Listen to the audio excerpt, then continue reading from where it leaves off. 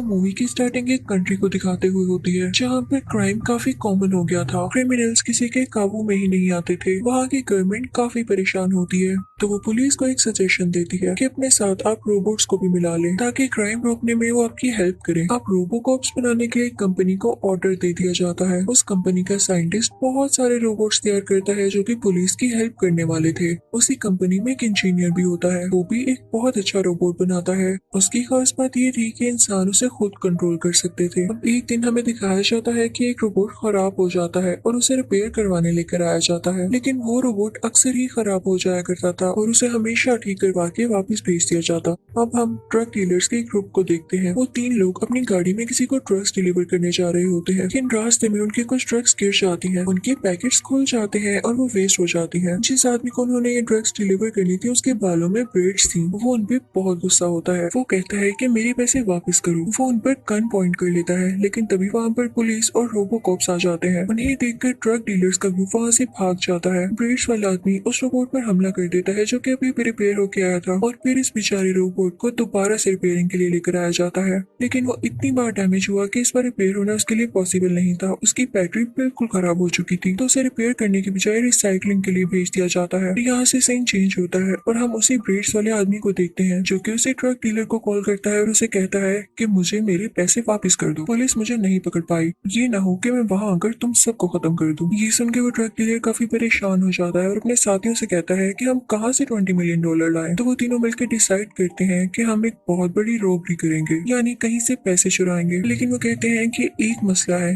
RoboCop sir चका जाते हैं। अब फीमेल ट्रक डीलर भी कह रही होती है कि रोबोकॉप से बचना बहुत मुश्किल है, इसके लिए हमें रोबोकॉप्स के क्रिएटर को पकड़ना होगा ताकि उसको यूज करके हम सारे रोबोकॉप्स को डीएक्टिवेट कर दें। इससे हमारा काम काफी आसान हो जाएगा। हम दूसरी तरफ रोबोट्स बनाने वाली कंपनी में हम उसी साइंटिस्ट को देखते हैं जिसने ये सारे रोबोकॉप्स बना रखे थे। वो किसी नए प्रोजेक्ट पर काम कर रहा होता है जिसमें वो बहुत मेहनत करता है और आखिरकार वो सक्सेसफुल हो जाता है। वो फौरन से भागकर अपनी बॉस के पास जाता है और उसे सब कुछ बताता है। कहता है कि अगर मैंने ये तरीका रोबोट्स बनाने पर इम्प्लीमेंट कर दिया तो मैं काफी ज्यादा सक्सेसफुल हो सकता हूँ। वो एक ऐसा रोबोट होगा जो कि बोल भी सकेगा, इवन सोच भी सकेगा, उसका अपना अलहदा ब्रेन होगा। तो उसकी बॉस उससे कहती है कि मुझे ऐसी बातें समझ में नहीं आती, जब ऐसा हो नहीं सकता तो फजूल अपना टाइम मत वेस्ट करो, अभी जो तुम अपना काम कर रहे हो सिर्फ उसे ही कंटिन्यू रखो। तो साइंटिस्ट काफी परेशान हो जाता है क्योंकि उसे यकीन था अगर वो ये काम कर लेता तो वो जरूर सोचने समझने वाले रोबोट्स बना सकता था। वो वहाँ से वापस आ जाता है, लेकिन सोचता है कि मैं अपनी इतनी ज्यादा एफर्ट जाया नहीं जाने दूंगा। वो कहता है कि मैं खुद ही इसे चेक करूंगा, इसमें एक्सपेरिमेंट्स करूंगा और बना कर दिखाऊंगा ऐसा रोबोट। तो वो साइंटिस्ट वहाँ से डैमेज रोबोट उठाता है जिसे रिसाइकलिंग के लिए भेज दिया गया था। वो वहाँ से रोबोकॉप्स की चिप भी उठा लेता है। वो चुपके से उसे अपनी गाड़ी में डालता है और वहाँ से ड्राइव करके जाने लगता है। उसका ये प्लान था कि वो इसको इस रोबोट पर टेस्ट करेगा, लेकिन तभी रास्ते में ट्रक डीलर्स का गैंग उसे पकड़ लेता है। वो इसे अपनी सीक्रेट जगह पर ले आते हैं और इस पर गन पॉइंट करके पूछते हैं कि हमें तरीका बताओ कि रोबोकॉप्स को किस तरह से डीएक्टिवेट करना है, तुम वो सारा कंट्रोल हमें दे दो। तो साइंटिस्ट कहता है कि ऐसे कैसे मैं तुम्हें कंट्रोल दे दूं, वो सैटेलाइट से कनेक्टेड है और वैसे ही चलते हैं, मेरे हाथ में कुछ भी नहीं है, मैंने बस बना दिया। तो ट्रक डीलर्स कहते हैं कि ठीक है फिर हम तुम्हें मार देंगे, लेकिन इससे पहले वो साइंटिस्ट की गाड़ी चेक करते हैं तो उन्हें वही डैमेज रोबोट मिलता है। तो वो उससे पूछते हैं वाह भाई तुम नया रोबोट बनाने वाले हो। तो साइंटिस्ट कहता है कि नहीं ये एक पुराना रोबोट है, मुझे इस पर सिर्फ कुछ टेस्ट और एक्सपेरिमेंट्स करने हैं।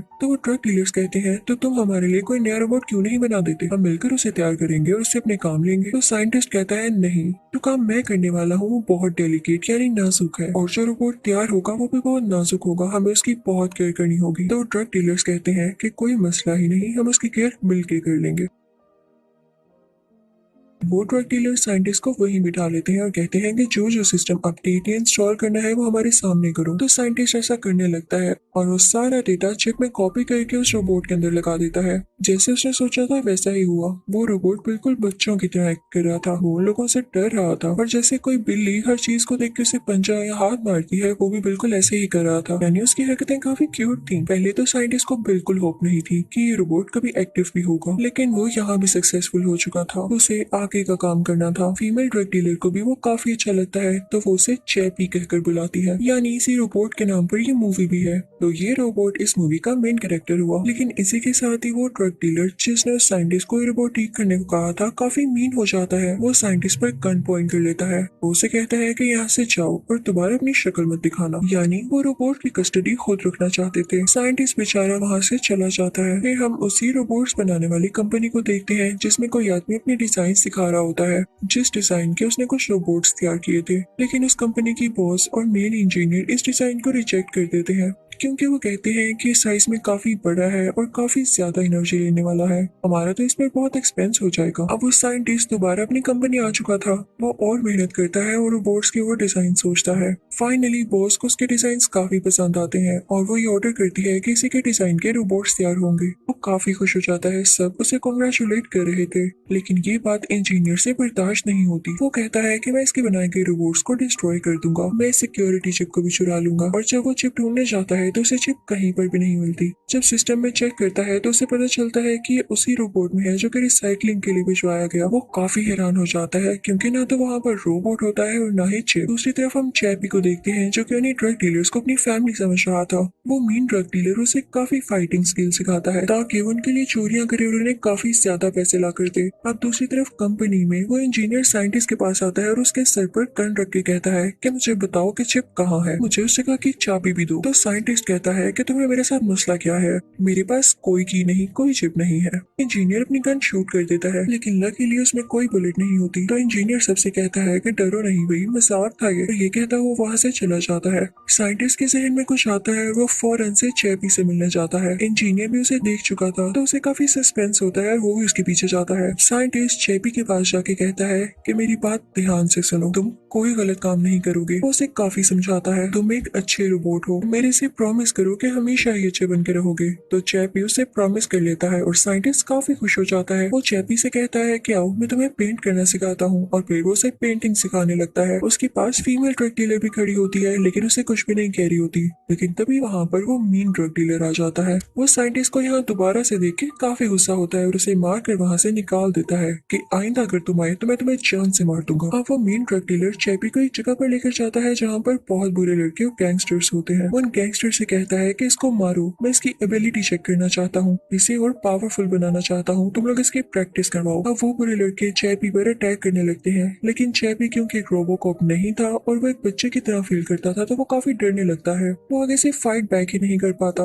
बुरे लड़के उस पर पत्थर फेंकते हैं जिसकी वजह से उसकी बॉडी में आग लग जाती है और वो कैसे तैसे करके वहाँ से भाग जाता है। दूसरी तरफ वो इंजीनियर चैपी को लोकेट कर चुका था। वो फौरन वहाँ पे पहुँचता है और चैपी को अपने साथ अपनी गाड़ी में ले आता है। वो चलती गाड़ी में ही चैपी का हाथ काटता है और उसके अंदर से वो चिप निकाल लेता है। उसके बाद वो चैपी को मारने ही वाला था, उसे डिस्ट्रॉय करने ही वाला था कि तभी चैपी उठ खड़ा होता है और उस पर अटैक करके वहाँ से भाग जाता है। चैपी फौरन से वहाँ ड्रग डीलर की सीक्रेट प्लेस पे जाता है। फीमेल ड्रग डीलर काफी काइंड हार्टेड थी और अच्छी थी। वो चैपी को ठीक करती है, उसे प्यार करती है और उसे कहती है कि तुम्हारी हालत किसने की। लेकिन चैपी काफी डरा हुआ था। वो लड़की उसका हाथ भी ठीक कर देती है।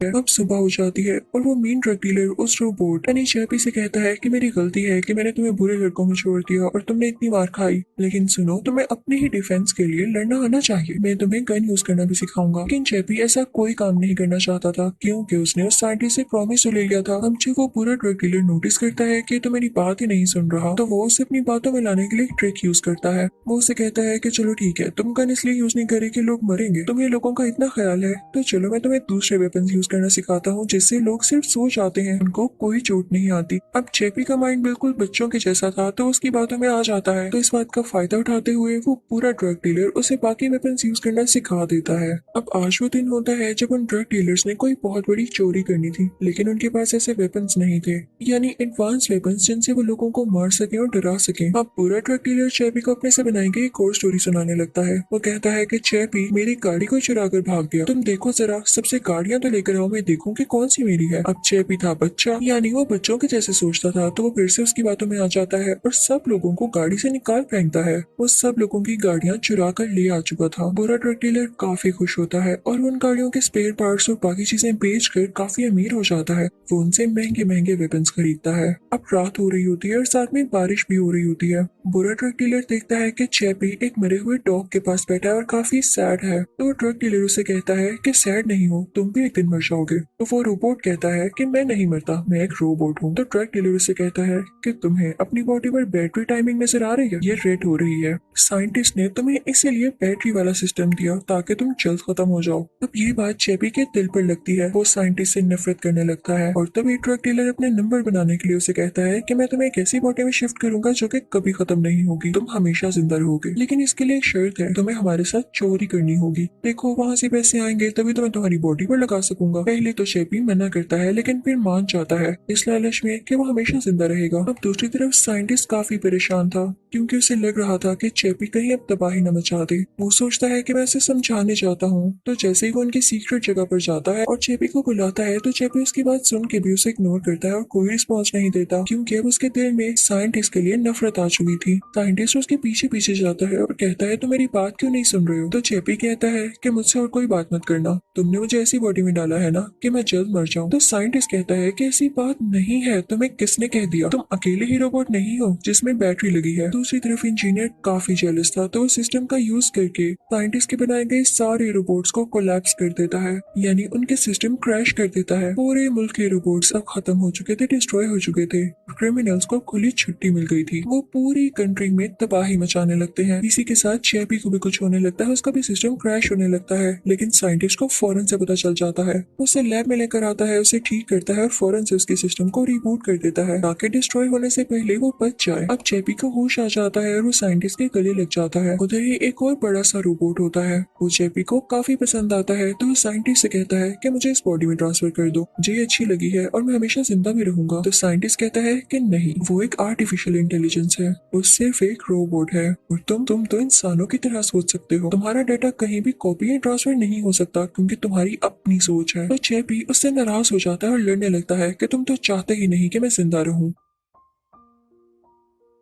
ये सब बातें वहाँ पर इंजीनियर भी सुन रहा होता है, काफी हैरान होता है कि कोई रोबोट बिल्कुल इंसानों की तरह कैसे बातें कर रहा है। चेपी वहाँ से एक न्यूरोट्रांसमीटर उठा के चला जाता है ताकि वो अपने ब्रेन की सारी मेमोरी कॉपी कर सके और वो ऐसा करने में कामयाब भी हो जाता है। लेकिन तभी वहाँ पर वो ड्रग डीलर आता है और उसे कहता है कि चोरी करने का टाइम हो गया। वो अपनी वेपन सेट करने लगते हैं। चेपी भी अब बिल्कुल तैयार था। वो लोग उस जगह पर पहुंच जाते हैं जहाँ पर चोरी करनी थी। ये सारी न्यूज टीवी पर भी चल रही होती है। अब साइंटिस्ट ये देखता है कि चेपी प्रॉमिस करने के बावजूद चोरी कर रहा है तो उसे काफी बुरा लगता है। अब इंजीनियर उस साइंटिस्ट से इसलिए जेलस होता था क्योंकि उसने भी कुछ डिजाइन तैयार किए थे, लेकिन उसके डिजाइन को पहले रिजेक्ट कर दिया गया था और साइंटिस्ट के डिजाइन को एक्सेप्ट कर लिया गया। तो इससे बात बर्दाश्त नहीं होती थी। उसे तो अब मौका मिल गया था शिकायत लगाने का। वो फौरन से कंपनी की बॉस के पास जाता है और उसे कहता है कि आप देख रही हैं न्यूज में आपने उस साइंटिस्ट को मना भी किया था, लेकिन फिर भी उसने बोलने और ऐसी हरकतें करने वाला रोबोट तैयार कर लिया। वो अपनी बॉस से कहता है कि आप मेरे डिजाइन को एक बार एक्सेप्ट तो करके देखें, मैं अपने रोबोट को बहुत अच्छे से कंट्रोल करूंगा और चेपी को मार दूंगा। तो उसकी बॉस उससे कहती है कि अब ऐसे टाइम में और किया भी किया जा सकता है, दिया मैंने तुम्हें मौका। तो वो इंजीनियर फौरन से अपने रोबोट को स्टार्ट करता है और उसको कंट्रोल करने लग जाता है। वो अपने रोबोट को चेपी को मारने के लिए भेज चुका था। जब साइंटिस्ट को ये पता चलता है तो वो काफी वरीड होता है और फौरन चेपी के पास जाता है, लेकिन तभी वहाँ पर वो आदमी आ जाता है जिसके बालों में ब्रेड थी और वो उन ड्रग डीलर से अपने पैसे मांग रहा था। तब तक वहाँ पर इंजीनियर का रोबोट भी पहुंच चुका था और अब उन सब में काफी लड़ाई होने लगती है, काफी गोलियां चलने लगती हैं और इस दौरान उस फीमेल ड्रग डीलर और उस मेन ड्रग डीलर के दोस्त को गोली लग जाती है। साइंटिस्ट को भी इसी दौरान गोली लग जाती है,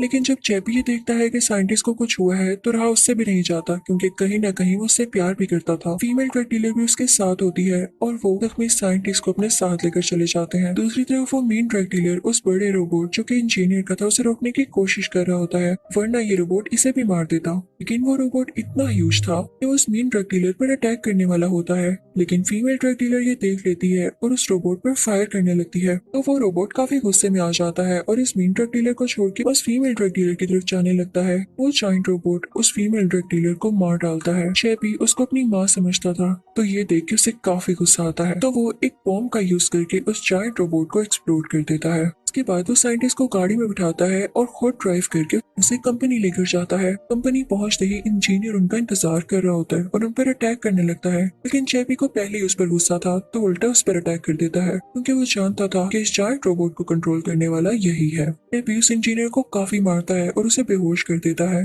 दूसरी तरफ साइंटिस्ट को होश नहीं आ रहा था। चेपी को जो समझ आता है वो करता है, वो साइंटिस्ट की बॉडी को एक रोबोट में बदल देता है। जब साइंटिस्ट को होश आता है तो उसे यकीन नहीं आता कि वो कैसे रोबोट रोबोट की बॉडी में आया तो वो जेपी से कहता है कि मैं तुम्हें भी ट्रांसफर कर देता हूँ। अब जेपी किसी और रोबोट की बॉडी में था। वो काफी खुश था। लास्ट सीन में हम देखते हैं कि उस फीमेल ड्रग डीलर को जेपी और साइंटिस्ट दफना रहे होते हैं तो जेपी उस लड़की की डेड बॉडी के पास अपना मुंह करके कहता है कि मदर आप परेशान नहीं होना, मैं आपकी बॉडी को भी एक रोबोट में ट्रांसफर कर दूंगा। और वो ऐसा ही करता है। सारा सिस्टम हैक करके एक नया रोबोट तैयार करता है और उसमें उस फीमेल ड्रग डीलर की सारी मेमोरी कॉपी करता है और अब वो फीमेल ड्रग डीलर एक रोबोट में बदल चुकी थी। और इसी के साथ ये मूवी यही एंड हो जाती है। Thank you for watching.